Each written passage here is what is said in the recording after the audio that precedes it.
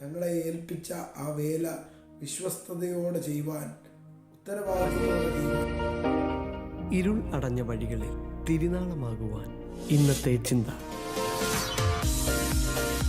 കർത്താവ് നമ്മെ വിളിച്ച വിളിയുടെ മഹത്വവും അതിൻ്റെ ഉദ്ദേശവും നാം മനസ്സിലാക്കിയിട്ടുള്ളവരാണ്.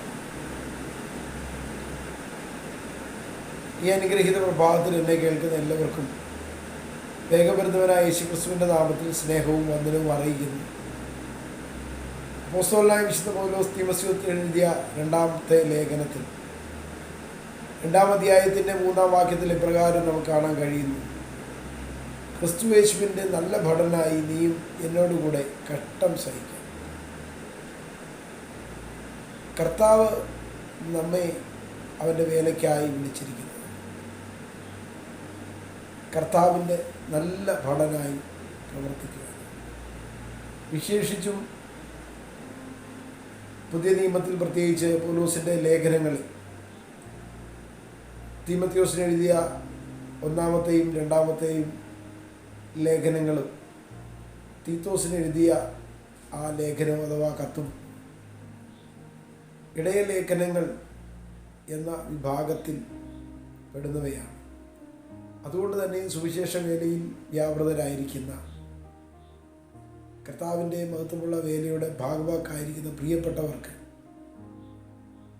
അവരുടെ ശുശ്രൂഷയിൽ വേണ്ടതായ മൂല്യങ്ങളും വേണ്ടതായ പാറ്റേണും ഡിസിപ്ലിനും ഒക്കെ വളരെ വ്യക്തമായി ബോധ്യപ്പെടുത്തി കൊടുക്കുന്ന ലേഖന സൂക്തങ്ങളാണ് തീമോഥെയോസിൻ്റെ ലേഖനങ്ങളും അതോടൊപ്പം തീത്തോസിന് എഴുതിയ ലേഖനം.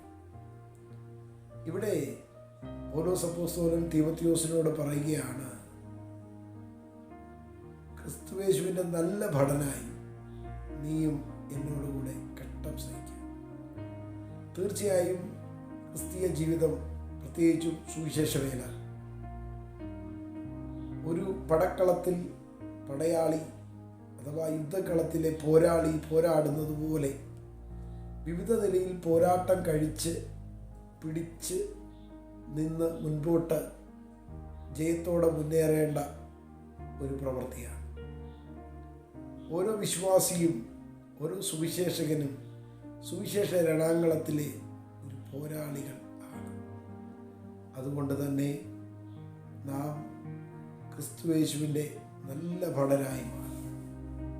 എന്താണ് ഇവിടെ ഈ നല്ല ഭടൻ എന്നതുകൊണ്ട് ഉദ്ദേശിക്കുന്നത്? താഴത്തെ വാചകത്തിൽ അത് കാണുന്നുണ്ട്: പട ചേർത്തവനെ പ്രസാദിപ്പിക്കേണ്ടതിന് യാതൊരു പടയാളിയും ജീവന കാര്യങ്ങളിൽ ഇടപെടാതിരിക്കും.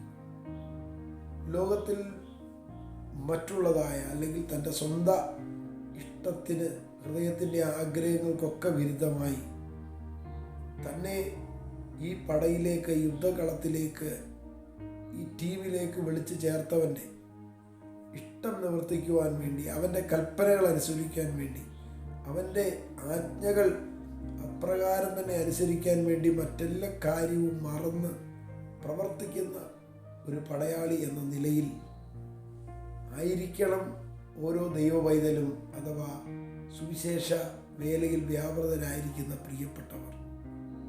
അത് വിവിധ നിലകളിൽ ശുശ്രൂഷ ചെയ്യുന്നവർ അപ്രകാരം തന്നെ സമർപ്പണത്തോടെ തങ്ങളെ ഏൽപ്പിച്ച ആ വേല വിശ്വസ്തയോടെ ചെയ്യുവാൻ, ഉത്തരവാദിത്വത്തോടെ ചെയ്യുവാൻ, സമർപ്പണത്തോടെ ചെയ്യുവാൻ തയ്യാറായിരിക്കണം എന്നാണ് പൗലോസ് അപ്പോസ്തലൻ ഓർപ്പിക്കുന്നത്. അതുകൊണ്ട് തന്നെ ക്രിസ്തുയേശുവിന് വേണ്ടി കഷ്ടം സഹിക്കുന്ന, ക്രിസ്തുവിന് വേണ്ടി എന്തുമായി തീരുവാൻ തയ്യാറുള്ള, ക്രിസ്തുവിൻ്റെ ഹിതത്തിന് മാത്രം പ്രവർത്തിക്കുന്ന, യേശുവിൽ എന്നിലൂടെ എന്തെല്ലാം പ്രവർത്തിക്കുവാനുണ്ടോ അതിനുവേണ്ടി മാത്രമായിട്ട് ജീവിക്കുന്ന ഒരനുഭവത്തിലേക്ക് നമ്മുടെ ഓരോരുത്തരുടെയും ജീവിതം എത്തപ്പെടുവാൻ തക്കോണം സർവകൃപാലുവായ ദൈവം നമ്മെ സഹായിക്കട്ടെ എന്ന് ഓർപ്പിച്ച് വാക്കുകളെ നിർത്തുന്നു.